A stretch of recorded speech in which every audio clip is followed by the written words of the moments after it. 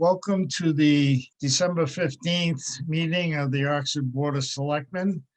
I'd like to read this statement. Pursuant to Governor Baker's March 12, 2020 order suspending certain provisions of the open meeting law, which is General Law, Chapter 38, Section 18, and the Governor's March 15th, 2020 order concerning imposition on strict limitations on the number of people that may gather in one place, meetings in the town of Oxford are being conducted via remote participation to the greatest extent possible.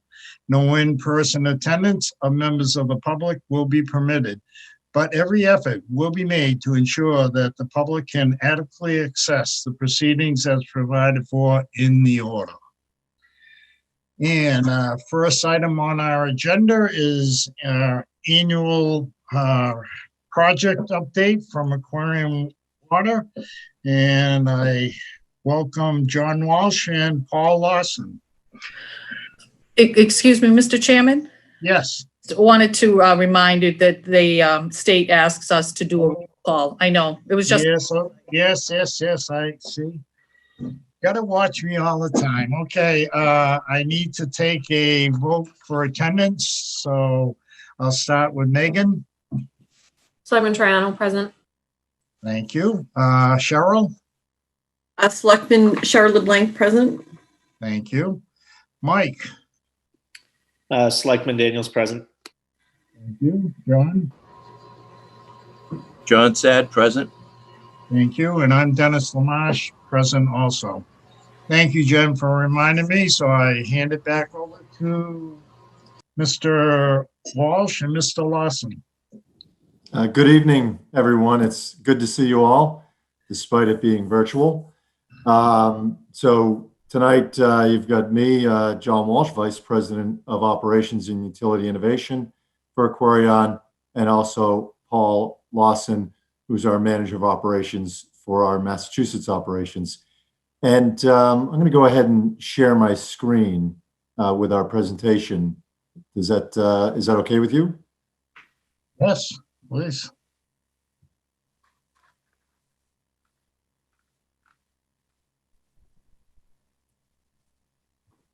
Okay, do you see my screen?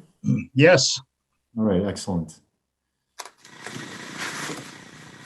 Now if I can get it to progress, it would be even better. Okay, here we go. So this evening, we're following an agenda that you've seen in the past. We're going to be reviewing just a quick overview of the water system again for those of you who may not remember the details of the infrastructure. Paul's going to talk about our water production so far in 2020. We'll discuss our capital improvements, in particular the capital improvements that are in design right now and will be constructed over the next couple of years. There are some operational highlights that Paul is going to talk about, as well as some activities in Oxford. And Paul, I'm going to hand it to you to describe the infrastructure. Okay, thank you. Thank you for having us tonight. I'd like to just go over the four wells we have in the system. We have the North Main Street Well 1, 1A, and North Main Street Well 2 with the treatment for chemical addition. And we have the Nelson Street Well also with the treatment chemical addition, which pumps into the distribution system with the three tanks, the Jevic tank, the Prospect Hill tank, which we'll be talking about a little later on, and the Sutton Ave tank, and also the Sutton Ave booster pump station, and that boosts the pressure up to the Joe Jenny Road pressure zone. So the chemicals we add in the system: sodium hypochlorite for disinfection, potassium hydroxide for pH control, sodium fluoride, dental hygiene, and sodium hexametaphosphate also for corrosion control. And there is 41 miles of pipe, 607 valves, 198 hydrants, and 2,628 service lines. So our water system production for 2020, on the graph, we have 2020, and we also have the 5-year average, which is the Water Management Act registered limit that we can take from the aquifer is 286 million gallons per year. Our average, 5-year average is 231 million gallons, and we have available 55 million gallons per year, which equates to the usage of about 1,050 homes. So we're in good shape with that. And the well production, as we've spoke about this before, our Nelson Street well, which we've upgraded this year to produce more water, we use most of the time in the system because it has the better water quality. The North Main Street wells 1 and 1A, obviously we know we have the iron and manganese issues there. And then we also use the number 2 well, which is the better water on that site. And when we do run them together, they have to be blended together to run. We'll also be talking about that in the next couple of slides also. Okay, in terms of capital projects, as you've heard in the past, we have been asked by the Massachusetts DEP to address the manganese levels in the water at the North Main Street wells, in particular wells 1 and 1A, but also in well 2. And we are looking at, or looked at 2 alternatives: treating those wells to remove the manganese from the water, or finding a new well site and drilling a new well with hopefully better water quality. But I'll talk about that in the next couple of slides. Also, we are working on rehabilitating the Prospect Hill tank. That tank has been in need of rehabilitation for a number of years. The design is ongoing, and we intend to rehabilitate that tank in 2021. And Paul, do you know, that's in the spring, correct? Okay. Yes, I'm sorry, I was muted. Yes, that's correct. Thank you. We've also got planned in 2021 a water main replacement on Church Street, and in 2022 water main replacement on Old Worcester Road. In terms of the details on North Main Street, so as I mentioned, the DEP has asked us to address the manganese at that well field. What happens with manganese is when we treat with chlorine for disinfection, it oxidizes the dissolved manganese that's in the well water, and that oxidation turns that manganese into a precipitate, so a very fine sediment, and it settles out in the mains, especially in the winter, when there's a pretty quiescent flow in the distribution systems in the northern part of the system. And then when spring and summer comes along, that sediment gets kicked up, and customers can end up having discolored water. We handle it right now, as Paul mentioned, by blending the better water from well number 2 with the water from wells 1 and 1A. We also handle this by flushing our water mains in the northern part of the system each year to remove that sediment in a proactive manner. We do have relatively low calls from customers about discolored water, in part because I think we're just managing it well with the flushing. So in terms of the treatment alternative, in 2000, and we are on a schedule with Mass DEP, we have agreed to a schedule with them. In 2018, we studied treatment alternatives, basically a desktop study. We selected an alternative to proceed with to pilot study, and it's called green sand filtration. It's a particular type of filter media. So the pilot study was actually equipment out at the well field, treating water right from the wells. We prepared a report on that study, submitted it to DEP in 2020, and they approved that study report and authorized us to proceed with preparing a conceptual design. That conceptual design is going on right now. That site happens to be relatively small, so fitting a treatment facility in there is a challenge, but we think we can do it.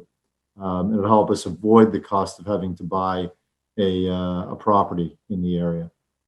In 2021, we'll finish the design of that facility, and then in 2022 and 2023, we expect to be constructing it. I'll pause there for a minute. Any questions about this project? Because it is a relatively large project for the system. Okay. As I said, we also looked at replacing those wells at North Main Street. And we looked at 6 possible well sites, essentially a desktop or study evaluation of properties that didn't have any buildings on them and were in areas that we thought there might be a good aquifer. We gained access to 3 of those sites. However, the test wells that we put there either had water quality issues or water quantity issues, just not enough water. So none of the 3 sites we gained access to for test wells were viable. At the same time, we did look at the Nelson Street well. We have 1 well there, and we considered putting a second well there and using that as the new source. What we decided is that after drilling some test wells and checking water quality and quantity, we realized that putting 2 wells at that site and stopping use of the North Main Street wells put all of our, for lack of a better term, all of our eggs in one basket at 1 well field and 1 extent of the system. And that's a risky approach to source of supply. If we had a main break, it would, in the wrong part of the system, it could isolate the system, the well field, from all of our customers. So we decided not to go that route, but while we were there, we pulled the well pump from Nelson Street well, and we were able to increase the capacity of the existing well pretty significantly to 400, from 400 to 700 gallons per minute, all within the DEP's limitations that they place on that well. So as I mentioned, we concluded the best alternative is to provide for treatment at the North Main Street wells. Paul, I'll hand this back to you to describe some of the system operations this year. Okay, thanks, John. The first one would be the hydrant maintenance, which we do. We test the hydrants twice a year. And then in the winter, we winterize the hydrants that don't drain. And we send letters out to the DPW, the town manager, and also the fire department. That's been very, very good about letting us know when they do use them. And that way there we can make sure that we do winterize the ones that don't drain again. Make sure they don't freeze. We also did a fire department training in the spring on our pressure zones with a map that we gave to the fire department. We were supposed to go back for a second training on it, but due to the COVID, things got canceled. Didn't work out the way we wanted, but we'll still keep on top of that once things get back to normal. The distribution system flushing and cleaning, as we mentioned earlier, the north end of Oxford was flushed this year, which we do every year due to the iron and manganese at the wells. That was done in June. And then there was no more flushing. Will be continued next year. Then the leak detection survey this year, we did 2 system-wide surveys, one in the spring, one in the fall, and we found 4 leaks altogether. And also those have been repaired since then, and they give us our non-revenue water. The valve maintenance, which is ongoing all year long, has been 45 valves maintained in 2020. And these are all tasks that we've been doing, throughout the COVID, and we can get out and do outside, one person. And so we keep our maintenance going. And the production meters at the wells are tested yearly. And also the cross-connection device testing and prevention program, that still is being done. And just to give everyone a heads up, the DEP did not waive our second round testing. We have to do 2 rounds of testing every year. And of course, that includes getting into different buildings, restaurants, all the different buildings the town has. So that was came to a halt in the spring. So we've had to double up in the fall. So there might be some customers that aren't too happy about getting, tested twice at this time of year and 2 bills. So, but that's a DEP regulation that wasn't waived that we have to abide by. And then in the spring, we also suspended the work going into customers' homes. And then we restarted during the summer, but since then we have slowed down again due to the spike in cases of the COVID. So we're only doing emergencies in the house, no regular meter changes or anything like that requires us entering anybody's home. So that's going to be looked at after the first of the year and in the spring again. Okay, And Paul. go ahead. No, you can go ahead. You can go ahead. Okay. The community relations, as you can see, our team works hard to be a good neighbor. Over $4,000 in donations to Oxford community organizations in 2020, including the Recreational Athletic Leagues, Barton Center for Diabetes, Town Center Beautification, which is a picture there with the town manager and selectmen and Paul Drapo, and the Oxford Food Pantry. The customer conservation program has been suspended, due to the COVID also. We do have customers on a waiting list for the new toilets and faucets that will be, back online once the COVID is over, hopefully. We have donated to Toys for Tots this year, and myself and Fran King are members of the Lions Club and the OBA involved in the community. And also we've done CAB meetings in the past, the Customer Advisory Board meetings, which were suspended in 2020. So it's, all stuff we're looking forward to, hopefully getting back going in 2021. And also I'd like to just still invite the town manager and the Board of Selectmen, whoever would like a site visit. We were supposed to do one with the town manager earlier, a couple weeks ago, but due to the weather, and I think with the weather that's coming Thursday, it's not going to be a good idea till, we get some better weather. But there is still an open invitation for anybody that would like to visit our sites and interested in seeing what's going to go on. I think that's what I have. Yes, and that concludes our presentation, but we would be glad to answer any questions. Thank you, Mr. Clausen and Mr. Walsh. Board members, do you have any questions or comments? I have a quick question. I'm not sure if Yes. I missed it. The manganese filtration system, is that going to be chemical or a filtration system? Is it, cleaning the water by chemical or filter?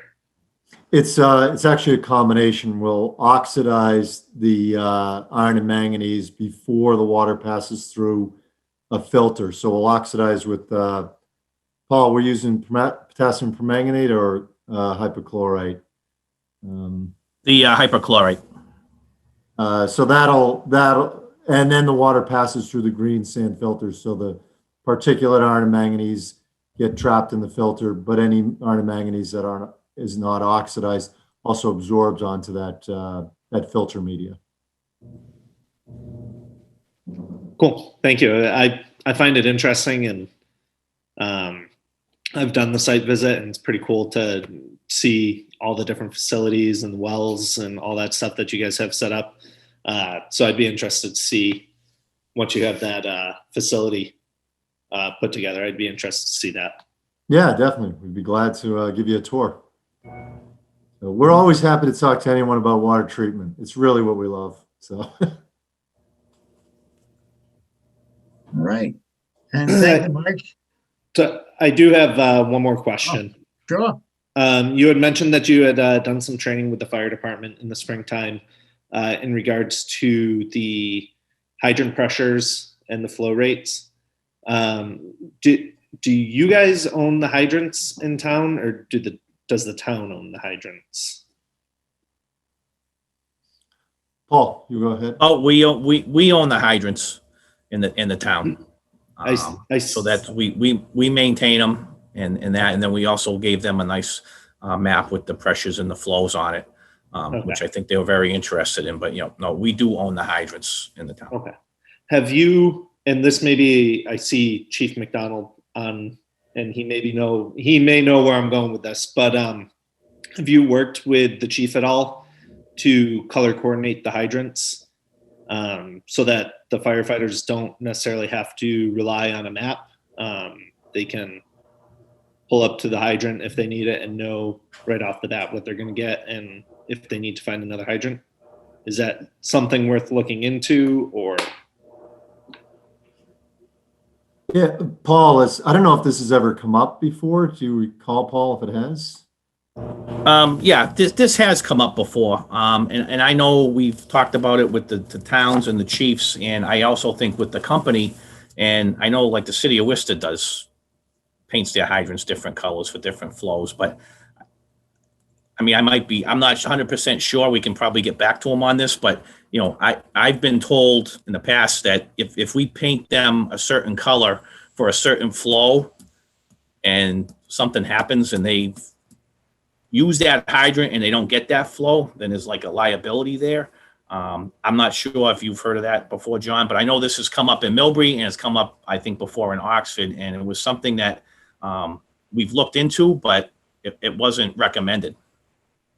Yeah, I know it's come up for some of our other systems, and what Paul mentioned has been part of the discussion. I'd need to check what we have done in these other communities that have asked for that. I know we talked about painting just the cap, not the hydrant, and painting them based on a range of flows. But we'd definitely be glad to have a discussion with you about it. If I could interject, Mr. Chairman. Yes, please. Thank you, sir. So I just had my 1-year anniversary on November 25th, and unfortunately, for 9 of those months, we've been pretty much sequestered with COVID. So this isn't something that I had a chance to talk over with the water supply company as of yet. We started off very good at the beginning. As they pointed out, we get the map and everything. So this was not something that we've been able to approach the subject. It is something that I am always interested in. It's something that ISO, the Insurance Service Organization, which we're right in the middle of our audit for, looks at. In terms of what it involves is under NFPA standards. That's the National Fire Protection Association, who does the national consensus standards for recommended best practices.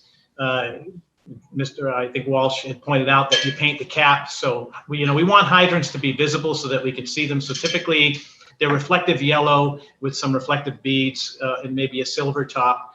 But what we call the steamer connection or the caps on the hydrant are color coded for specific ranges of GPM. 500 to 1,000 or 1,000 to 1,200. Each color indicates what GPM flow a person can anticipate, or a company coming up to that hydrant can anticipate it getting from it. That also plays into their testing that they do every year, which they maintain on the charts. So there's 2 ways that we can get that information. We can pull it off of the map, which has been primarily the case. We also have this annotated in the GIS system, so we can look at a specific hydrant number. We can go back to the database, and that database will tell us what that specific numbered hydrant will give us in terms of GPM flow. Only about 33% of the town, I believe, has hydrants. The rest of it, we're relying on tankers to bring in the water with us. So generally, we're going to be looking at setting up a water shuttle, or what we would call a bag operation outside of the water system. But inside the water system, we typically get pretty good pressures and pretty good GPM flow for what we would need in terms of everyday residential fires. So it's not something I've had a chance to talk to the water company about. It is something that I like to explore, because anything that we can look at a moment, and see, okay, we got a light blue cap here. I know how much water I'm going to get out of this hydrant. It helps us. But it's not something that I would say is critical path for this particular time. Okay, and how's the ISO survey going? It's going all right. We just now compiling all of our test data for the pumpers and the other stuff. They should have probably reached out to you already for your part of the survey. If they haven't, then they will be getting with you soon. Okay, Paul, have they reached out to us? Yes, they have. Yep, I've been in touch with their people from ISO, and also Ingrid and our engineering and planning is involved in it to supply them with some information. Okay, They excellent. have reached out to us and we are working on that with them. Thank you for all the details. Thank you, Mike. Thank you, Chief McDonald. Board members, any other questions or concerns? All right, I don't see any, so I thank you, Mr. Clausen and Mr. Walsh, for your information. It's always good to hear from you, and I wish you all the best under COVID and for the holidays. Yeah, likewise. Happy holidays. Thank you. Yes, same to you. Thank you and have a good holiday. All right, Good evening. thank you very much. All right, next item on our agenda is that time of year where we have to relicense various establishments. So the first, I would entertain a motion on the list I'm about to read for our liquor licenses for 2020 through 2021. And I'll start. These are the establishments. Ashley M. Plas doing business as Route 12 Variety.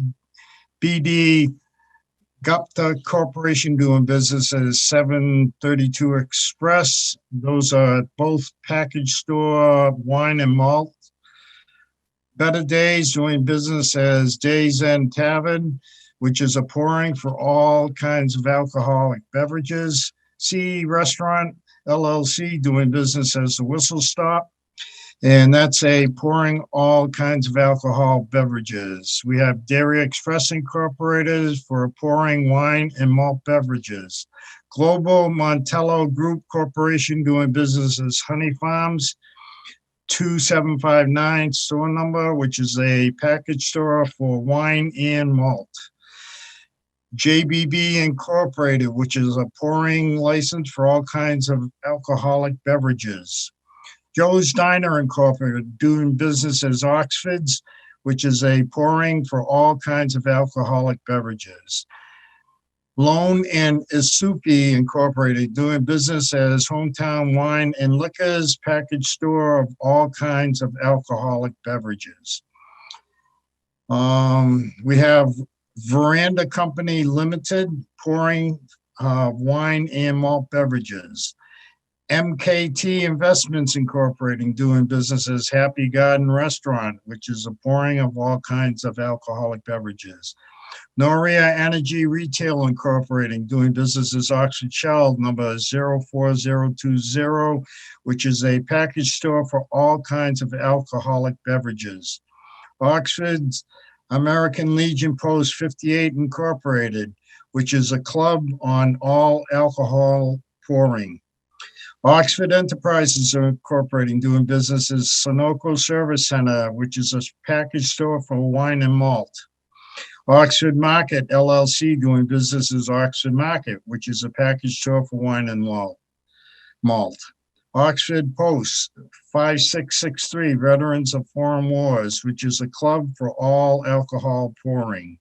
Periwinkle's Pub and Restaurant Incorporated, doing business as J. Anthony's Italian, which is a pouring of all kinds of alcoholic beverages.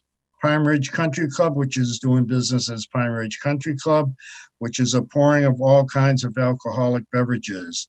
Randall Convenience Incorporating, doing business as Southside Convenience Store, which is a package store for wine and malt. Shri Keshav Incorporated, doing business as Oxford Package Store, which is a package store of all kinds of alcoholic beverages.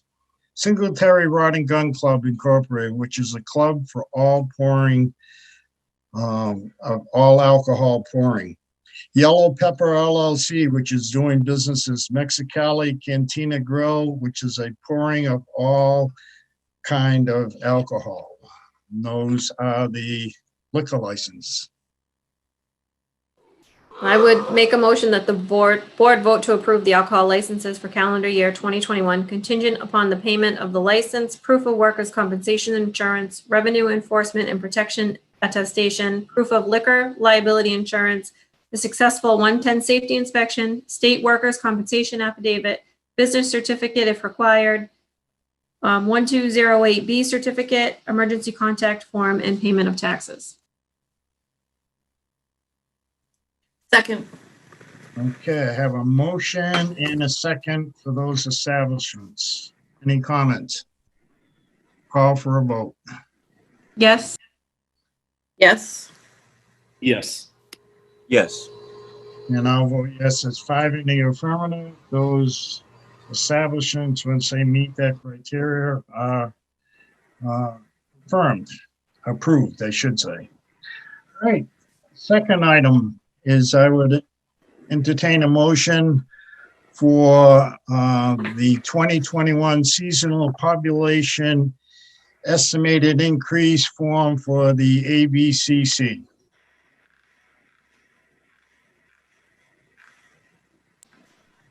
I would make that motion. Okay, the motion should be, Megan, that the seasonal population increase estimation for the town of Oxford as of July 1st, No, that's the one 2021 he just did. He missed this is to be determined to be zero. one. He Yeah. got this one, he missed Okay. one. Oh, sorry, I thought we were on the next list. So I would make a motion that the seasonal population increase estimation for the town of Oxford as of July 1st, 2021 be determined to be zero. Second. So we have a motion and a second. Any comments? And I will call for a vote. Yes.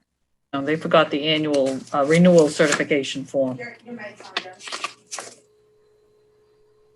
Yes. Yes. Yes. And I'll vote yes. That's 5 in the affirmative. The form for our estimated population is approved. Did I forget a form? Yes, Mr. Chairman, I'm sorry. Before the seasonal population, there's the annual license renewal form that goes to the ABCC that you would be all signing. So you'd be looking to submit what you just approved for all of those alcohol licenses that would go to the ABCC for the renewal of 2021 applications. Mr. Chair, I just found it in my email that we got this afternoon. Did you want me to read the motion? Yeah. Would you please, Megan? Because I guess I'm misunderstanding.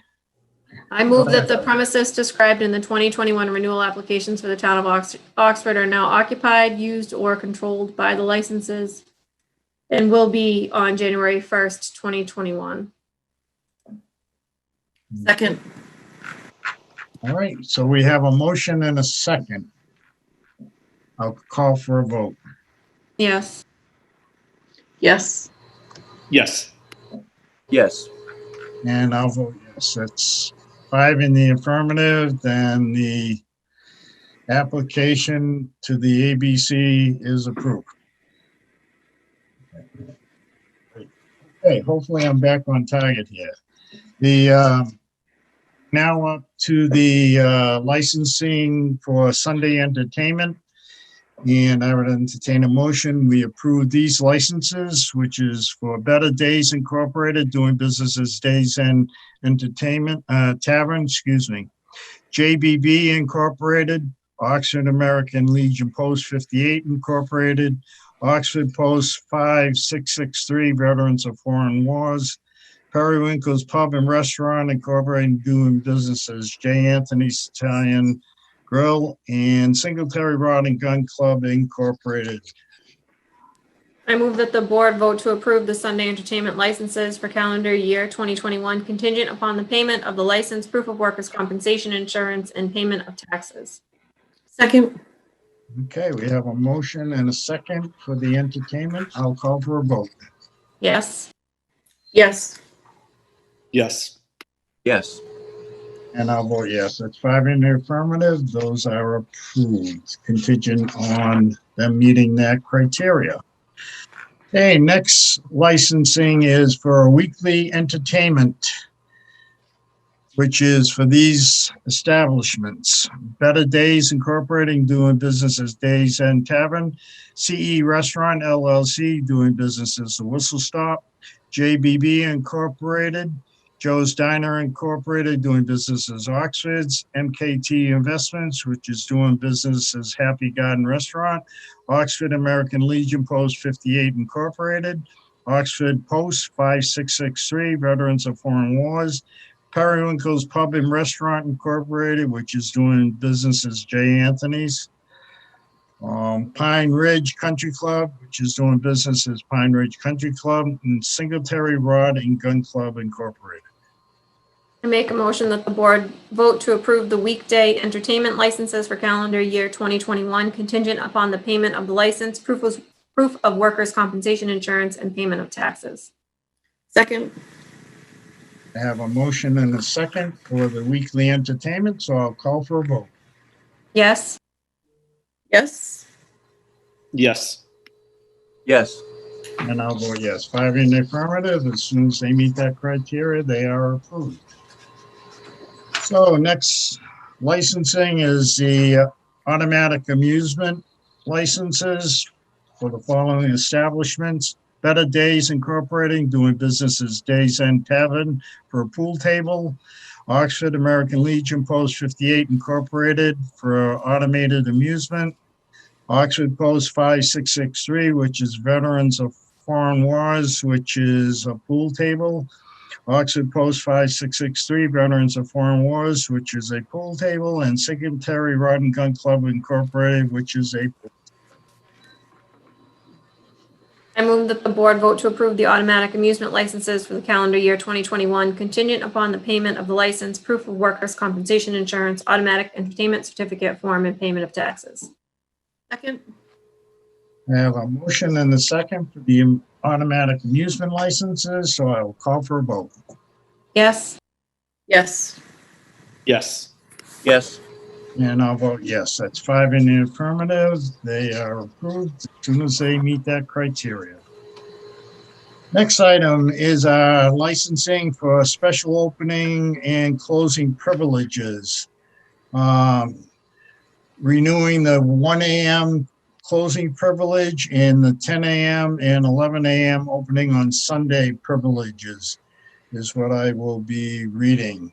And any establishment wishing to close after midnight or open earlier on Sunday need to petition the board. And these are the establishments in their time. Better Days Incorporating, doing business as Days End Tavern for 1 a.m. closing. CE Restaurant LLC, doing business as Whistle Stop for 1 a.m. closing. JBB Incorporated for a 1 a.m. and a 10 a.m. Sunday opening privilege.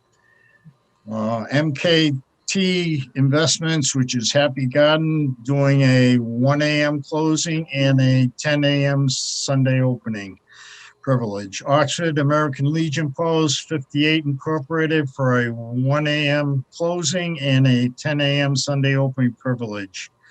Oxford Post 5663, Veterans of Foreign Wars for a 1 a.m. closing and a 11 a.m. Sunday opening.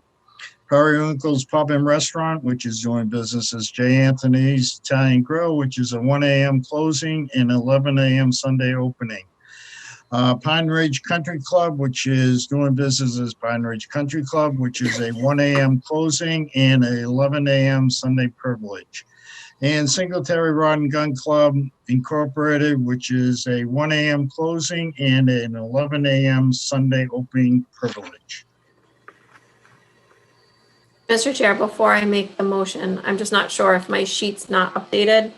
On my sheet, JBB, Happy Garden, and Legion are printed at 11. Should they have been printed at 10 on my sheet or 11? I'm not trying to cause a problem.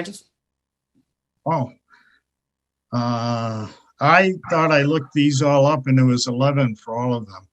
You read 10 a.m. for the first three. Oh, I did? Day. Oh, I'm sorry then. Yes, they're all 11. Okay. Yeah, the only two that just have the 1 a.m. were the Days Tavern and Whistle Stop. Other than that, the rest of them were all 11 a.m. I'm sorry. I said 10. I'm sorry. No, that's fine. I just didn't know if maybe I hadn't updated my sheet. That's all. All right. So I will, based on the 11 a.m. Sunday opening privileges, I would make a motion that the board vote to approve the 1 a.m. closing privileges and 11 a.m. opening on Sunday privileges for calendar year 2021. Second.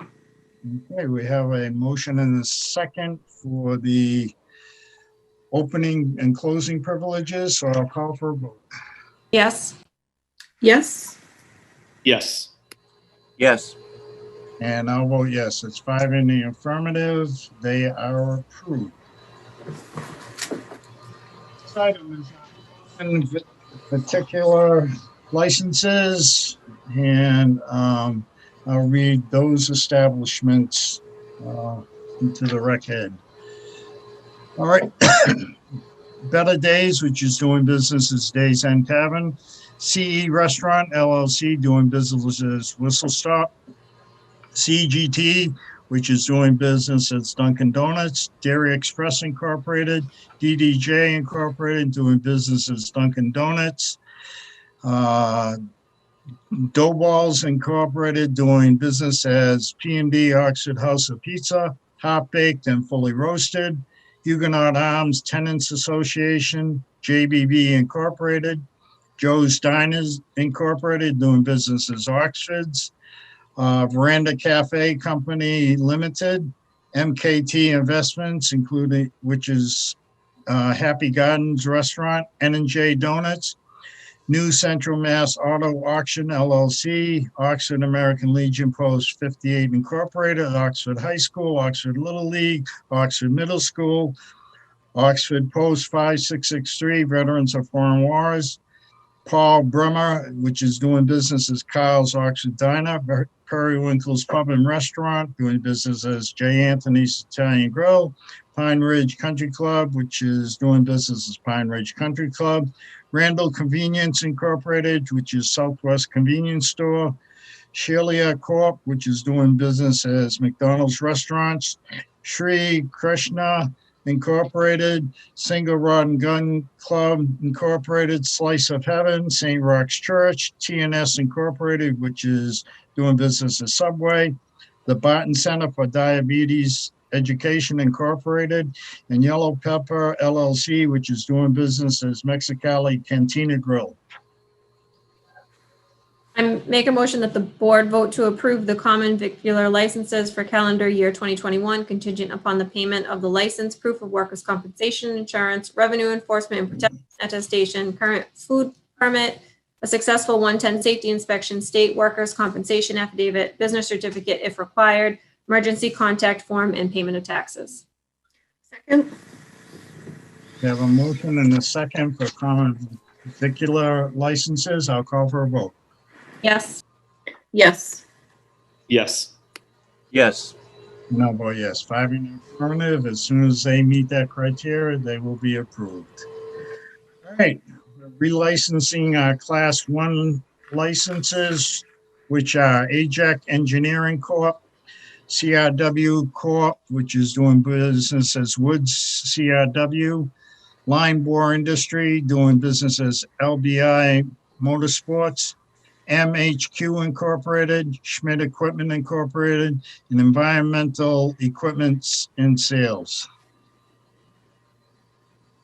I make a motion that the board vote to approve Class 1 licenses for calendar year 2021 contingent upon the payment of the license, proof of workers' compensation insurance, revenue enforcement and protection attestation, food permit, a successful 110 safety inspection, state workers' compensation affidavit, business certificate if required, emergency contact form, and payment of taxes. Second. I have a motion and a second for the Class 1 licenses, so I'll call for a vote. Yes. Yes. Yes. Yes. And I'll vote yes. That's 5 in the affirmative. As soon as they meet that criteria, they are approved. Now we'll do the annual licensing for Class 2 renewal.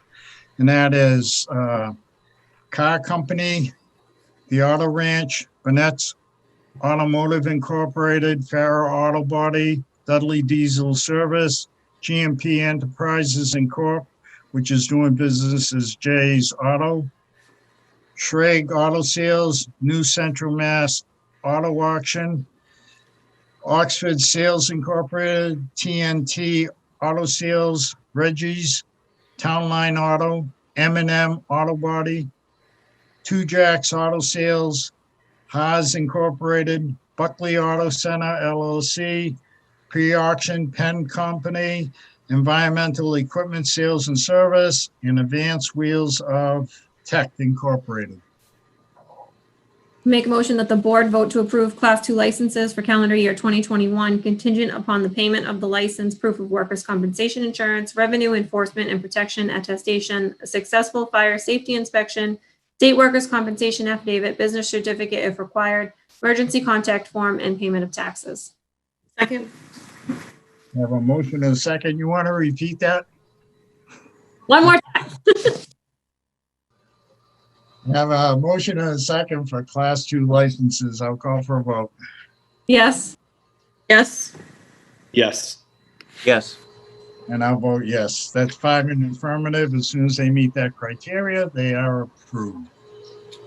And I will entertain a motion for our relicensing of our Class 3 licenses, which are Farah Used Auto Parts, Star Hill Used Auto Parts, and Revolve Limited LLC. Make a motion that the board vote to approve Class 3 licenses for calendar year 2021 contingent upon the payment of the license, proof of workers' compensation insurance, revenue enforcement and protection attestation, a successful fire and safety inspection, state workers' compensation affidavit, business certificate if required, emergency contact form, and payment of taxes. Second. So you did repeat it. I have a motion and a second. I'll call for a vote. Yes. Yes. Yes. Yes. And I'll vote yes. That's 5 in the affirmative. As soon as they meet that criteria, those Class 3s are approved. And I believe that ends our licensing for this evening. So next item on our agenda is our town manager's report. Town manager. Thank you, Mr. Chairman, and through you to the board this evening on the eve of what will be our first major winter storm. Even though we've already had a number of storms, they haven't necessarily produced a lot of snow participation. So the first item on your agenda is a winter parking ban. And in accordance with the Board of Selectmen's policy 2301, most communities have that the Board of Selectmen shall vote annually to set the dates for the winter parking ban. Due to the weekend storm, we did put one in effect on Saturday after notifying the chairman because we did not have our meeting last week and a call was made for Code Red, but it would be good to put this into effect so that we have it through the entire season. Entertain a motion to set our winter parking ban. I would make a motion to set the winter parking ban, to pick an end date through, don't we usually do April 1st? Usually, yeah, you go through the season. So if it would start from today to either March 31st or April 1st, whatever you would like. So you're going to go to April 1st, Megan? Sure. Okay. Do I have a second? Second. Yes, we have a motion and a second to set our winter parking ban till April 1st. I'll call for a vote. Yes. Yes. Yes. Yes. And I'll vote yes. 5 in the affirmative. That is set. Very good. Thank you. And thank you, Mr. Chair. And hopefully that means, Megan, we will not get any snow beyond that day, although that has not always been the case. The next item is an item that is coming up with regards to accepting a donation that the Oxford Social Center had received in the amount of $100 and $25 in the memory of Flora Stevens, who with her husband were very dedicated Meals on Wheels volunteers.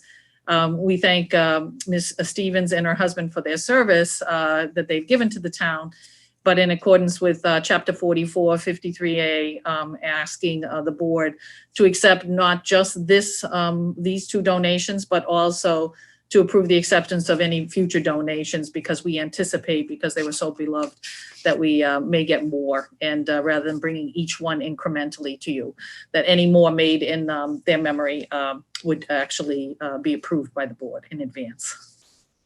All right, I'd entertain a motion to accept their donations. Make a motion that the board accept the 125 donation in memory of Flora Stevens and any additional donations that come in her memory in accordance with Mass General Law, Chapter 44, Section 53A. Second. Now a motion and a second. I'll call for a vote. Yes. Yes. Yes. Yes. And I'll vote yes. 5 in the affirmative. We accept those with glad tidings and thank them also. Well, in the spirit of giving, we have another donation that is coming actually specifically to our Oxford Animal Shelter. This past weekend, I met up with our animal control officer, our assistant control officer, and also a volunteer that works at our shelter frequently, Laura, to accept a donation of $2,500 to the animal shelter from Curaleaf. In addition, what I meant by that is accept the check. We haven't cashed it yet, but in addition to this donation, Curaleaf was also wanting to donate $500 in supplies from dog leashes, kitty litter, blankets, canned food, toys. And basically, we're really thrilled that Curaleaf wanted to do this. This is the first time for their donation to our animal shelter. And of course, in accordance with Chapter 44, 53A, and also 53A and a half, because some of the things that they were willing to also do would be some in-kind services. I'm requesting that the Board of Selectmen accept those very generous donations. All right, I'd entertain a motion to accept those donations. I move that the board accept the donations from Curaleaf in accordance with Mass General Law, Chapter 44, Sections 53A and 53A and a half. Second. Have a motion and a second. Call for a vote. Yes. Yes. Yes. Yes. And I'll vote yes. 5 in the affirmative. We gladly accept those donations and thank them. The next item is for the fiscal year 2020 audit. The last time I think I was before you, we had talked about the fact that the auditors had been in to the building. They had concluded their audit, and now they've provided the community with both the executive summary as well as their report. I've included that in your packets this evening. And one of the things that they have remarked on is the fact that the town has steadily shown very good financial indicators for the past 4 years, and in particular that the overall financial health of the town of Oxford was either very good or good, depending on what indicators they were looking at. They noticed that we have excellent budgetary flexibility in the general fund, and our town's reserve ratio has been actually steadily improving over the past 3 years. The management letter also has noted that our receivables for a reduction in those receivables for tax title and transfer or elimination of inactive special revenue accounts was substantial. So each year, both our finance director and I sit after seeing this kind of report, and we try to tackle those areas that we know will give us a favorable reporting. It's been a long time since the town has actually gone to bond council to have us rated, and looking at these financial indicators before we have to do another, borrowing for general obligation bonds or regular borrowing. I think it will be prudent for us to think about doing this, because our rating could go up in a very measured way, because we've taken such excellent financial steps to make either corrective actions and or to follow the auditor's suggestions each year. So I want to thank Katie McKenna, our treasurer collector, Jillian Connor, and our assessor, everybody who's worked as a financial team to make this happen. And I just wanted to share that news before we go into the next fiscal year. The next item is the tax title auction. I had mentioned that we were moving. This is one of the areas that we had an awful lot of on the books taxes that were owed to the town for a variety of different property owners. the last meeting, I had said that it was part of my strategic goals of trying to increase our financial well-being and to continue to drive up our revenues, of which, taxable receivables is important.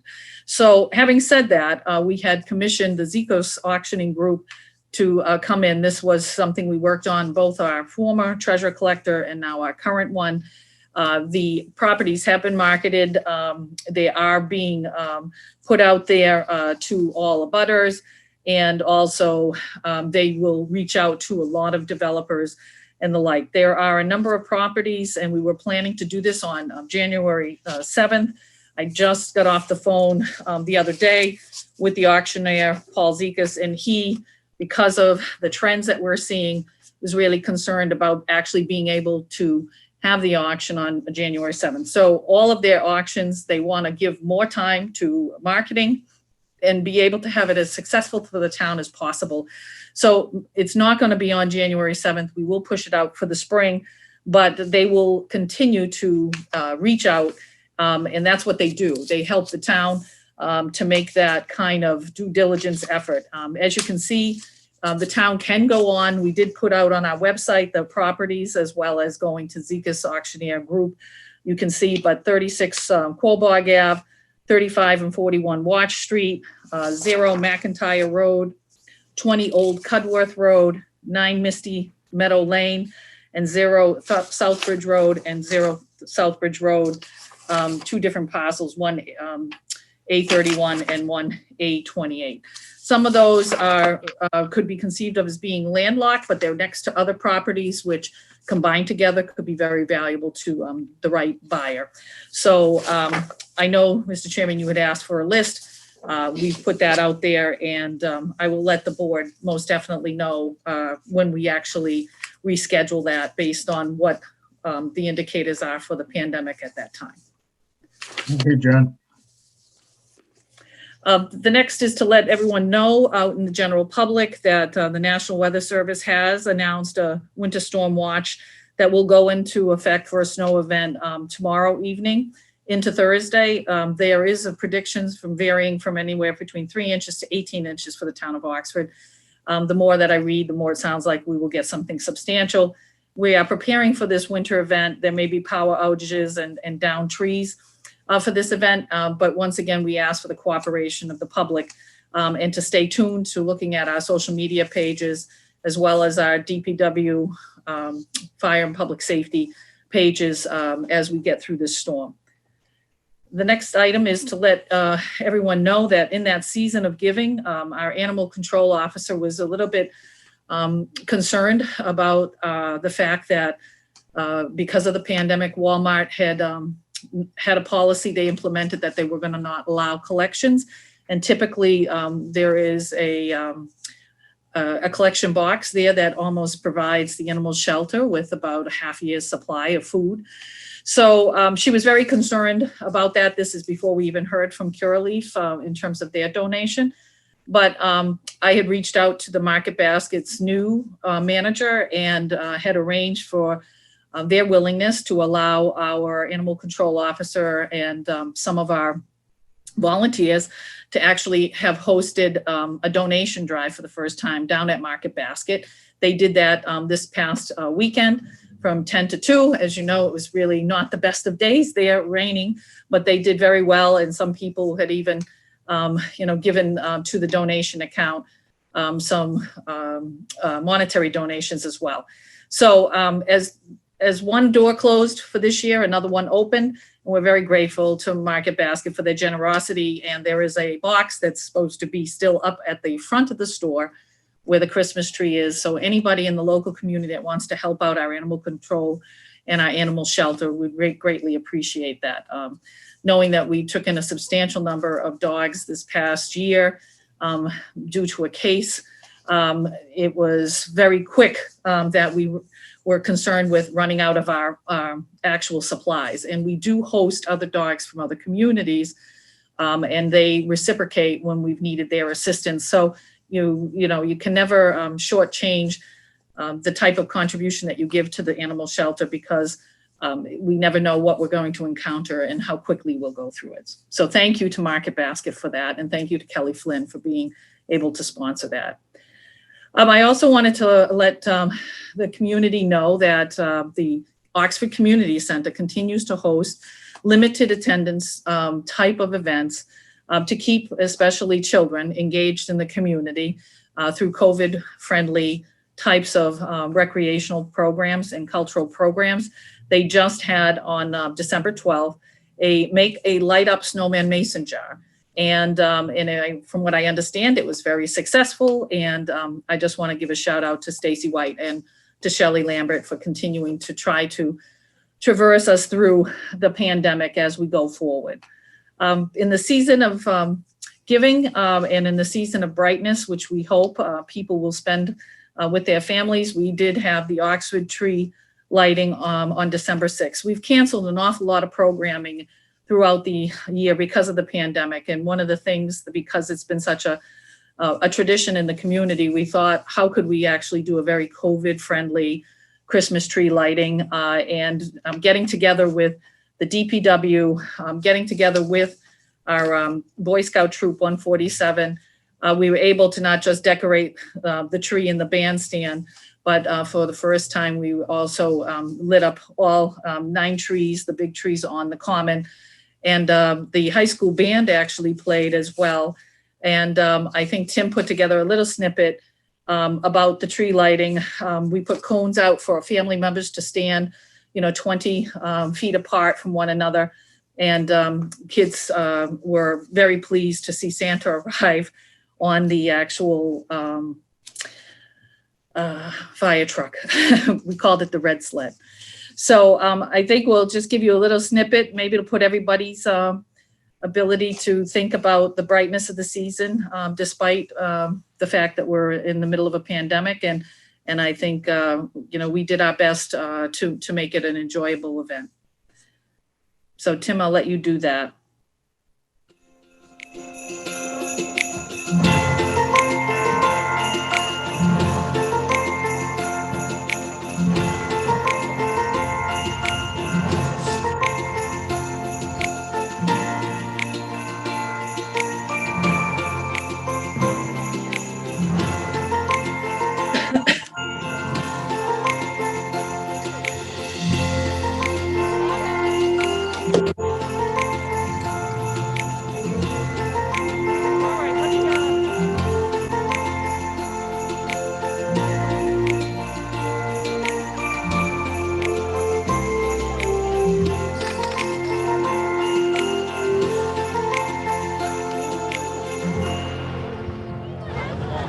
Good evening, everyone. Are we ready to hear some Christmas music out there?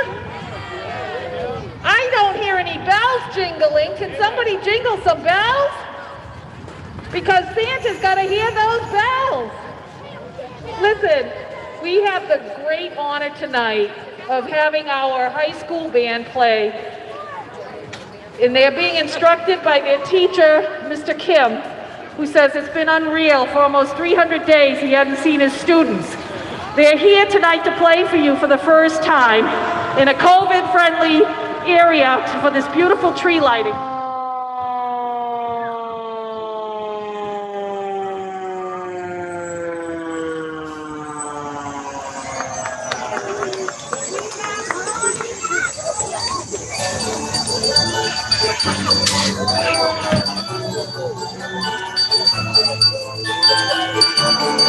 Merry Christmas!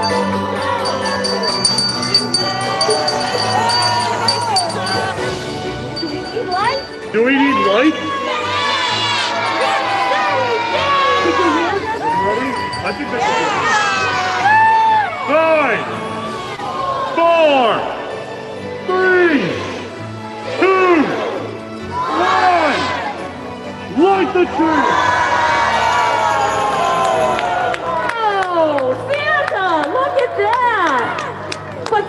I heard that it's not quite enough this year, All the little kids have been really having a difficult year with this virus, and we wanted to make it special for you. So You told us we had to light up as many trees as you have reindeer. Last I checked, that's like 9 trees. This is a little one. Do you want us to light up the rest of the common? I need all the trees. He needs all the trees. Let's jingle those bells and do another countdown, shall we? All right, Santa, you tell us. We're gonna do the countdown on the countdown. On the count of 5. 4. 3, 2, 1. Light those trees! Light those trees! Woo! Light those trees! Oh, we have only 5 up now. I don't know. I think we have more to light up there. Where are those trees? They're checking them twice, I think, Santa. I'm gonna have to check on everybody's elf and see who's misbehaving. Uh-oh, he thinks one of the elves have been misbehaving, and that's not a good thing. Well, I don't know. I think your elves are fast at work. I see a little flashlight out there.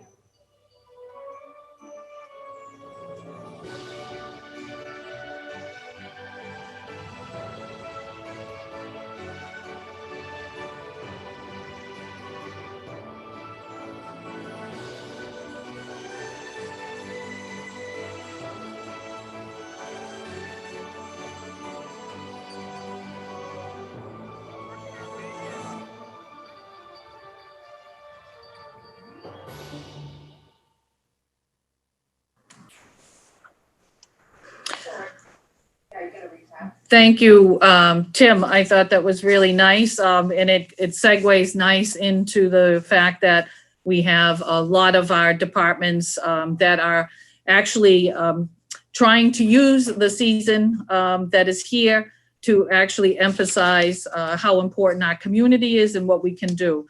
The next item I thought you would, for those of you who may not be looking at Facebook, and I wanted to bring the public's attention to this, we have had some really important creative public service messaging coming from the Oxford Fire EMS department. I think we have somebody who has a really creative streak, and that's Jessica Prefontaine, one of our firefighters, along with our Captain Ken Sellers, who I thought would be really helpful to show how they are using Kevin the Elf. And I'll let them take it out from here to talk about their community risk reduction team efforts. But every day when I see one of these, I think it's adorable. So let's have them talk a little bit about Kevin the Elf. And I think Tim has a couple of the actual postings, and you'll see how cute he is.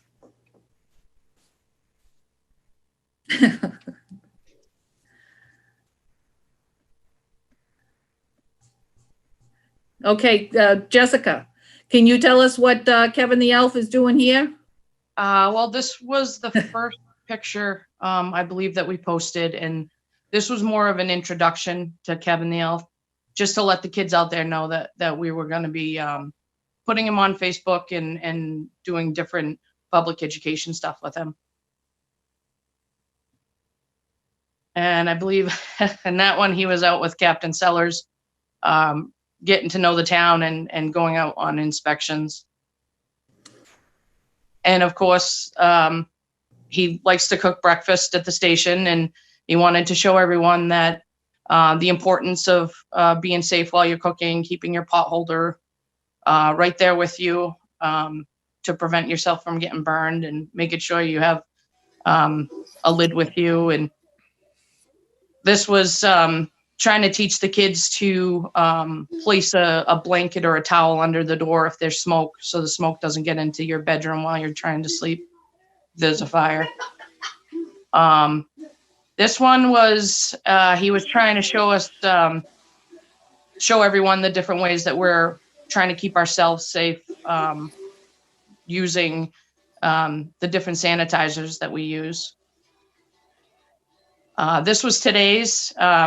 With the storm coming up, he wanted to show everyone how important it is, safety while you're using a snowblower, and make sure you're not sticking anything inside while the snowblower is running. It'd be very dangerous. And in this picture, he was showing the importance of not touching lighters or matches, keeping yourself from getting burned.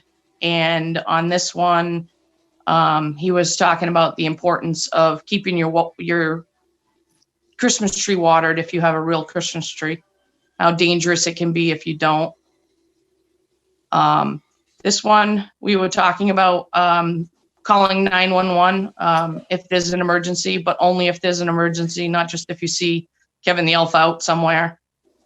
In this one, he is at our meeting place. That is next to the ball field, next to Station 2, at the picnic table, which is our meeting place as well. As at the fire department, we all have to have a meeting place as well. And that's ours over there.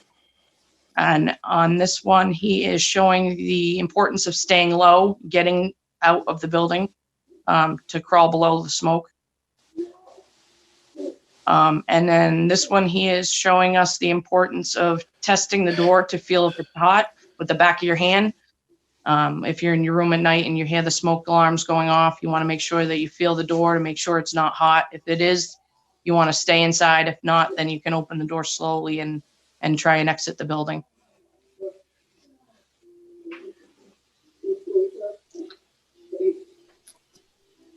So we're trying to come up with different ways to get the kids engaged in public education. With COVID, we're unable to get into the schools the way that we like to. So I'm trying to come up with different ways. And this time of year, what better way to get kids involved and kids interested than an elf? And Kevin the Elf just showed up at our doorstep one day, and he's been with us since, and he's going to be with us till Christmas Eve. And every day we're going to try and get a public education message out there. And then hopefully after the first of the year, we'll have some other stuff that we'll be able to post until we can get back into the schools. Well, I think it's awesome. Just fantastic what you're doing. Phenomenal. I don't know. It definitely putting a smile on my face. So good work. Keep up the great work as you always do. You know, I've always said we're very fortunate to have good people in our various departments, and this just shows you what you guys do. So, thank you. Thank you. I don't know where you got the little tiny facial mask for him. I actually I made it for him out of a regular surgical mask. There you go. It took a little creativity, but but it doesn't look homemade. It looks like you just, ordered it online and it came to him a perfect size. I tried, but I couldn't get one in his size. So we had to be inventive and we had to create one.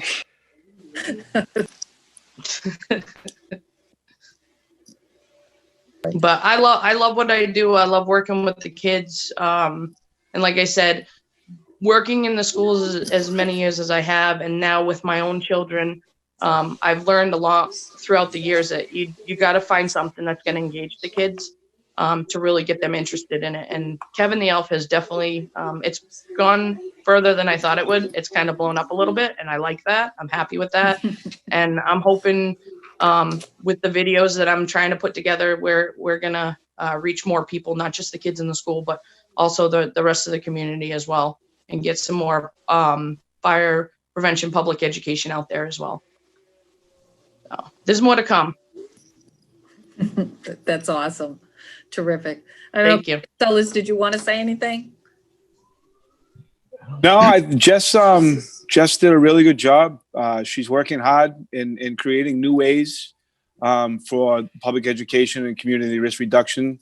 Everybody's doing a good job. It's tough with COVID and us not being able to get out in the public as much as we'd like to. But she's definitely putting on her thinking cap and working hard at trying to find new ways. Terrific. Well, thank you both. And like I said, I think it's important to, because everybody's lives are really busy. Sometimes it's nice to give a cogent message. So thank you to you both, and keep up the great work. Kevin the Elf goes to Letters to Santa on the agenda. Actually, Franny King, who is very instrumental with the Lions Club and is also a member of the Aquarian Community Advisory Committee. He did reach out to the office about trying to do something COVID friendly that would actually be inspiring to young children. And they came up with this, I think, a terrific idea. And that is to have basically a drive-up mailbox where children can submit their letters to Santa and hope that they will be answered, as well as to have another drop-off spot to have people deliver or make donations to the Oxford Food Pantry. That is going to be along the Common here in town on December 20th from 10 to 2. So anybody out there who has a child that would like to actually mail a letter to Santa, they can do that. They can drive right up and there'll be a mailbox that explicitly goes to the North Pole. So we hope that kids will enjoy that, and parents and children can also leave a donation in another mailbox for the Oxford Food Shelf. Thank you to the Lions Club for being such a great steward to this community for many families who are looking for a way to help their children and also to help the food shelf. Having said all of those wonderful, bright moments this evening for my report, I do need to, and I would be remiss as the town manager not to make sure that the community understands that as of December 15th, we currently have 65 active COVID-19 cases. We had a total number of 359 cases since reporting. And since the last time I met with you, we also had another death in our community, bringing it up to 10 COVID-related deaths. The 359, I just want the board and the community to be aware that since a little bit before Thanksgiving, within the 4-week time period, we went from really having no more cases as we had really been able to dissipate our overall incidence level in town. But in 4-week time, we were able to see a surge in that caseload to more than 159 in just several weeks.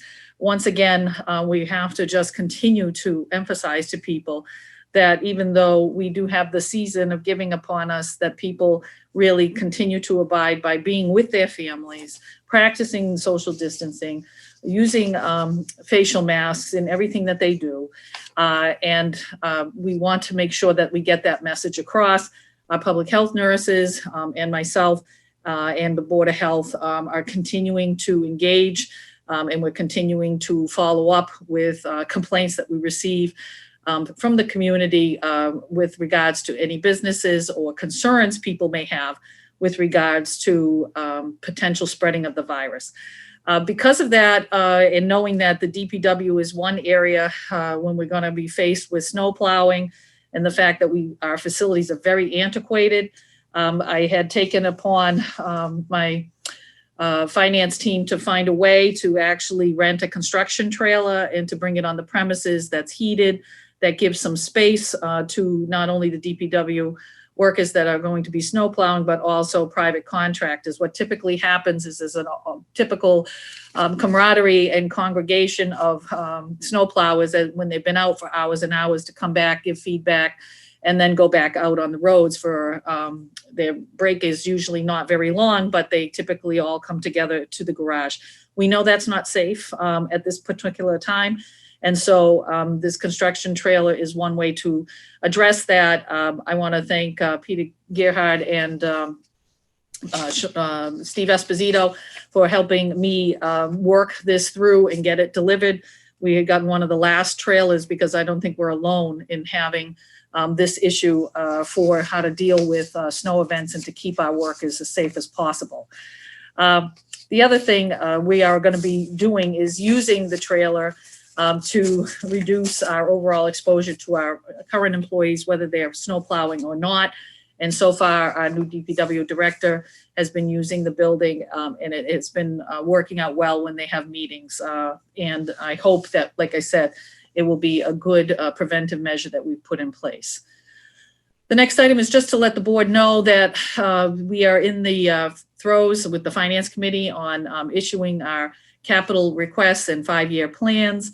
I've given you an indication of what I had submitted of some of these things are repeats from the previous year that may not have been funded, or they're already staggered out 5 years. And of course, now we're going to go out another year of that 5 years. Each department head has been meeting with our finance committee. And I know that they had done a nice article in the newspaper summarizing my capital request. But every department head, whether it's our chief of police and our DPW director, the school department, everybody has been putting those forward. And we have actually implemented, since I came here, an actual schedule that begins really at the end of August with regards to capital planning, so that we can get that done and then really tackle our overall operational budget and figure out how to do that. So from everything from setting an early tax rate, from actually reconciling our books to get our free cash numbers in, to doing our capital planning, allows us to go forward and do a much more comprehensive view of our overall operational and planning budgets that we put forward for the townspeople in May. And we're on good track record, despite the fact that we've had a pandemic and we're doing things with Zoom for meeting. We're still on track for being able to do what we've done previously in every other year for a schedule. You'll see in your packets, we did receive a letter from Judy Lochner, our conservation agent, that the Water and Wetland LLC had actually done some water testing of Carbuncle. I know that it seems like it came a little bit late, and November 25 is when it looks like we got this message, but what it was pointing out is that there is a problem with the water quality at Carbuncle Pond. And right now we don't do anything for treatment. We only have previously closed the swimming area whenever there has been poor water quality. But this water quality in particular relates to cyanobacteria, which many people understand is not a very good thing to have and can be very toxic, not only to people who may be swimming, but also residents that may live around the pond. The count was over 3 million cells per milliliter, and at 70,000 cells per milliliter, the state would have closed the beach and other uses.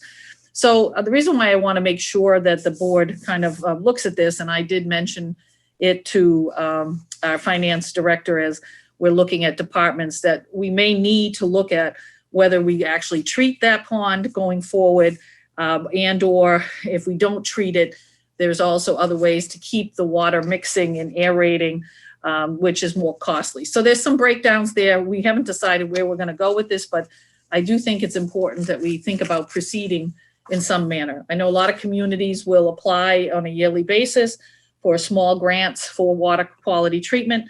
I'm not aware that that has ever been done for this pond, so maybe that will be something we do. But in the meantime, it would be something that in order to go forward and have that as a recreational area in the future, we got to just make sure it's going to be safe in terms of overall counts.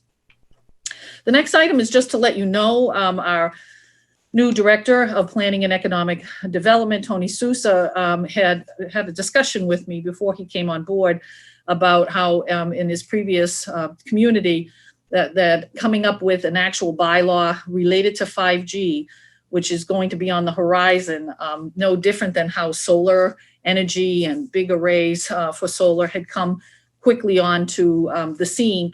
That one of the things that the public utilities is emphasizing to communities is that if you become a community that one of the utilities want to come in and put 5G, if you don't have a bylaw in place and you don't have conditions that are already set, you have very, very quick time turnarounds. And if we don't have our sort of ducks in a row, we could not only have difficulty on being able to assert certain things that we would like to have happen if they're putting it in through our town, but we also would potentially lose out on permitting, licensing fees, and the like. So he is putting together a bylaw. I just want you to know that might be coming up. Maybe we'll try to do it as early as this spring.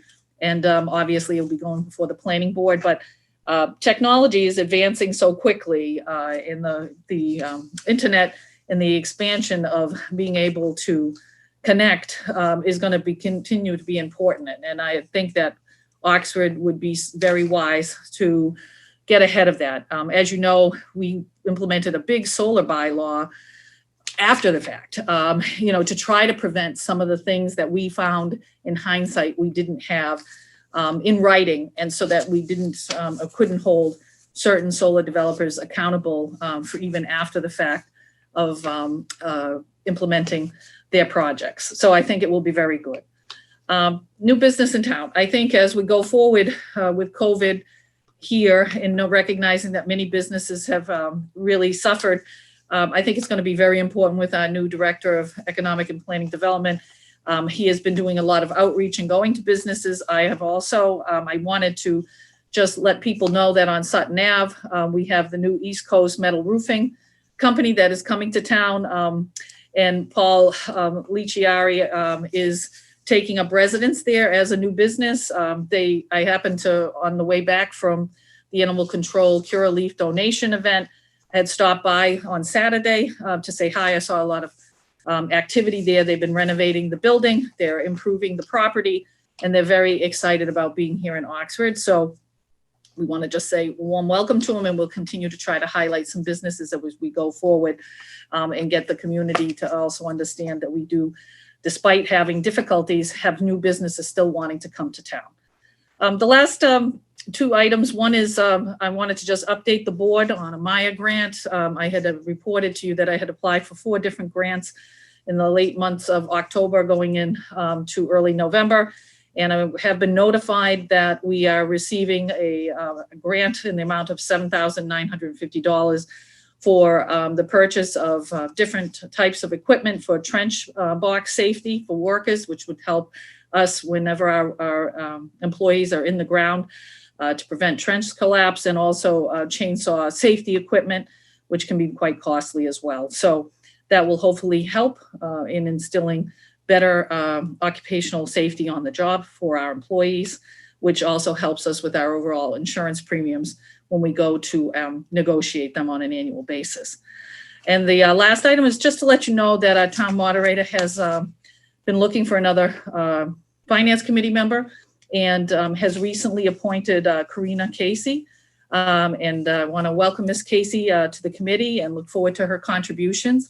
I understand she has a very diverse background and is eager to participate, and had notified us that that was one of the areas that she was looking to do that. I do want to just emphasize anybody who wants to sign up for any committee, because the heart and soul of a town is those people who want to volunteer and be part of that. They can go on to the website and on the manager's page and put in their desire by filling out one of our application forms, and we'll get you in the queue. That's exactly what Ms. Karina Casey had done. So with that, that would conclude my town manager's report at this time. And I appreciate your attention through the report. Thank you. Thank you very much, Jen. Appreciate that very much. That leads us to Selectmen's requests. And the first person is Selectman Triano. I just have 2 quick things tonight, both related to the DPW. I received numerous compliments for our DPW after the ice storm, I'll call it, that we had on December 8th. In the early morning hours, the roads were absolutely atrocious. And I received multiple people wanting to give kudos to the DPW for keeping Oxford's roads passable. There were multiple accidents all over, but I had many people say they travel through Oxford on their way to work, and they'd come into Oxford and the roads were fine to drive on, and then being in surrounding towns and on the highways, it was difficult driving. So I just wanted to give a kudos to them for being on the ball as always and doing their best to keep people traveling on our roads safe. And on the heels of that, I just want to say be safe tomorrow in the storm, the 3 inches to 3 feet that we'll probably get. But I'm confident in our DPW's abilities, but I just wanted to tell them all to just be safe and try to stay warm. And to everyone else, if you can, stay home. And that's all. Thank you, Selectman Triano. 3 feet, huh? That's your prediction? No. Hey, I could be a weatherman, okay? All I got to do is look out the window and say, well, it might be sunny or cloudy or rainy. And, you know, we're in the Worcester area, so it'll probably be snow. I agree. I was just saying to my wife tonight, it's amazing how this storm is still way down by Texas or something, and they're telling us we're gonna have major snow. It's like, how do they know? Anyway, very good. Thank you. Sorry to elaborate. That brings us to our lovely Selectman LeBlanc. Good evening, everyone. I wanted to just reach out and give kudos. I was driving through town last week and I noticed that the town hall clock had stopped working. And I wanted to reach out to Jen Diamond because I reached out to her immediately and she was able to find out pretty quickly in terms of what was going on by reaching out to the facilities director. And he said that that was nothing short of a block of ice. And I just wanted to reach out and I'm a little perplexed as to why the clock is frozen because I don't know if it's ever been frozen. I mean, Dennis, maybe you know. I mean, does that clock usually freeze during the winter? I'm not sure. But we have spent a lot of money over the last few years repairing the tower. I think right before Jen came in. And I don't know if it's not, I don't know what the deal is with that. It seems kind of silly because I know we're in the middle of COVID, but where we did just spend all of that money on the clock tower, I'd like to see if we could maybe figure out what's wrong with it at some point and maybe see if we can get it going again. I mean, Dennis, you've been around longer than I have. I mean, have you ever known that clock to not work during the winter? I can't remember. I don't remember. Yeah, we've had issues where it would work and not work. And, you know, it's a pretty open area up there. So the cold whistles through there. And all you need is, you don't need water, you need moisture, you know, and the moisture in the air, that could have been it. And you're right. It's with COVID going on, maybe it's on the low priority to check it out. So, yeah.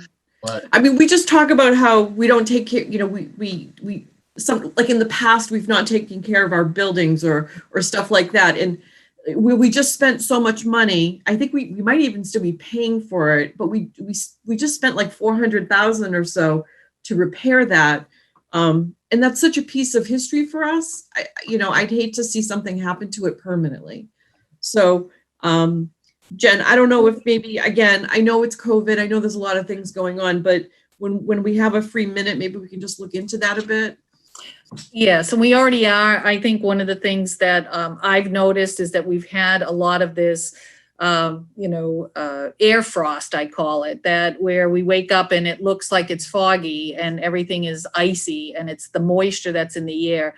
And I think, between that numerous days happening, potentially up there, since it's not a heated environment, that could have exactly been what happened. But we will definitely, and like I said, we already were looking into it, and that's what they found, that it was like frozen and it's unusual. But hopefully that didn't interfere, with the overall mechanism. So definitely, I was glad you brought it to our attention, and because we can't really hear it, believe it or not, inside the building a lot. You can hear it outside the building, even right at my house there. I hear it all the time. That's how I know when I've been painting too much, because I say, well, how many hours went by? But we'll look into it and make sure that we get back to you about that. Even if I have to bring in experts to see if there's any other thing that we could do to prevent that from happening. But again, that'd be great. I think, I think in this particular year in time, there's so few things that people can take heart to, but I know that for that clock is just kind of a piece of our working history, and people take comfort in that, believe it or not. And it would be nice if we could figure out what's up and, get it working and all those great things. So thank you so much. And I don't think we have a meeting again before the holidays. So I just wanted to wish everyone a happy holiday, and I hope things go well for everyone. And we all get our wish of COVID goes away. Thanks, Mr. Chairman. You're welcome. Thank you. And that brings us to Selectman Daniels. And Cheryl, by the way, now we do have one scheduled for next week. Oh, okay. Well, then you know what? I take it all back. All of it back. I take it all back. I will just say it next week. We get double wishes. We That's get not the double problem, wishes, double wishes. exactly. Yeah. Thank you. Thanks, Mr. Chairman. Thanks for that reminder. Selectman Daniels. I don't have much this evening. Good evening, everybody. But I just want to the highlight in the beginning of our meeting after the Aquarian report was redoing our licenses, and I just wanted to thank Dee and Jen, who are working very hard and diligently behind the scenes to put all of that together, and then of course Dennis and Meg for having to read all that, because that is extensive. It's very easy for me to sit here and say yes. So thank you everybody for going through all that. And that's really all I have for this evening. All right, thank you, Mike. That brings us to Selectman Sad. Good evening, Mr. Chairman, board members. I really don't have much to say this evening. I do want to mention the fact that we're going to have that big storm, and that if you have any neighbors that are elderly, please look in on them. I mean, some people just are afraid to ask for help and support. I know in certain areas that there are areas in town that have a lot of elderly people that don't normally get out in the bad weather. Sometimes just a knock on the door or a phone call to a neighbor that you know is housebound would be very important to them to fill any needs that they may have. So just keep that in mind in the spirit of the Christmas season, that we should be looking to have goodwill towards all. And with that, I have no further business other than I would like to have all those licenses that we voted on this evening. When they're completed, I'd like to get a phone call or a text message that they are ready, because I would like to wet ink those myself. So, Madam Manager, could you see to it that I get notified when they're ready for signature? That's all I have. Yes, we'll do, John. Me too, please. Mm-hmm. All right, thank you, John. I have just a few things. It sounds like one of those nights, but after seeing that show of delights, I thank the town manager and all her workers, but also the DPW. They never seem to amaze me more and more and more. They did such a wonderful job. I saw them there with their bucket trucks on different occasions, putting those lights up, and it looked awesome. That looked like a great, great time, John. Excellent, excellent. And that leads, I say it all the time, and maybe you get sick of hearing me say it, but we're so lucky. We got such great people working in great departments. And you look at the fire department with Kevin the Elf. I mean, that's phenomenal. A simple little thing like that that catches kids' attentions, it catches adults' attentions, and they can learn simple things, like touching a doorknob. I mean, I'll bet you half the people don't realize that, or putting a towel down. It's phenomenal. So just a great job that our fire department does every day also, but it's that exceptional. We have the police, they do Secret Santa every year, and they just do that program. And so I think as a town leader, I tell people all the time when I meet with the Central Mass Regional Planning, talking to the various people, I always am bragging about how good our town is, because I think we really have great people that work, and I, as a resident, thank them a lot. And so I wanted to say that, because that's great job. And that's all I have. So hearing that, I'll entertain a motion to adjourn. I'll make that motion. Second. You sure? Have a motion to adjourn in a second. I'll call for a vote. Yes. Yes. Yes. Yes. I guess so, yes. 5 in the affirmative. We are adjourned. Thank you all for coming and thank you all for listening or watching this later on. Thank you. Have a good night. Be all. safe. Good night. Thank Stay you. safe. Good night. Don't shovel too much snow.